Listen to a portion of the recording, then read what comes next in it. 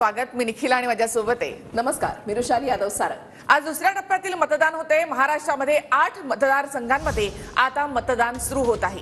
महाराष्ट्रामधील 8 मतदारसंघांसह देशामधील 89 जागांवर आज मतदान पार पडणार आहे। 7 वाजल्यापासून मतदानाला सुरुवात होणार आहे। बुलढाणा, अकोला, यवतमाळ, वाशिमसह हिंगोली आणि नांदेडमध्ये सुद्धा आज मतदान होत आहे। परभणी, अमरावती, वर्धा मतदारसंघामध्ये आज मतदान पार पडणार आहे।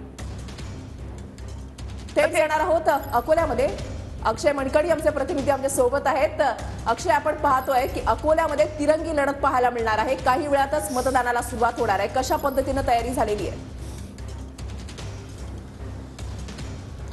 रुशाली, खरं तर सध्या आपण प्रकाश आंबेडकर अर्थात वंचित बहुजन आघाडीचे जे प्रमुख आहेत प्रकाश आंबेडकर यांच्या अकोल्याच्या यशवंत भवन या निवासस्थानी आहोत आणि थोड्याच वेळात मतदानाकरता प्रकाश आंबेडकर जे आहेत ते सहपरिवारासह बाहेर निघणार आहेत। खरं तर अकोला या लोकसभा मतदारसंघामध्ये तिरंगी लढत होऊ घातलेली आहे। वंचितचे प्रकाश आंबेडकर, दुसरीकडे भाजपचे अनुप धोत्रे आणि तिसरीकडे काँग्रेसकडनं अभय पाटील अशी तिरंगी लढत जी आहे ती यंदा अकोल्यामध्ये पाहायला मिळते आणि जवळपास 18 लाख मतदार जे आहेत ते अकोला लोकसभा मतदारसंघामध्ये आहेत आणि यंदा टक्केवारी जी आहे मतदानाची ती देखील कमी होण्याची शक्यता जी आहे ती सातत्याने वर्तवली जाते। त्यामुळे आज या तिरंगी लढतीमधले जे तिन्ही उमेदवार आहेत त्यांचं भविष्य जे आहे ते मतदान पेटीमध्ये बंदिस्त होणार आहे आणि 4 जूनला या तिरंगी लढतीमध्ये कोण विजयी होणार आहे त्याचा निकाल जो आहे तो 4 जूनला येईल।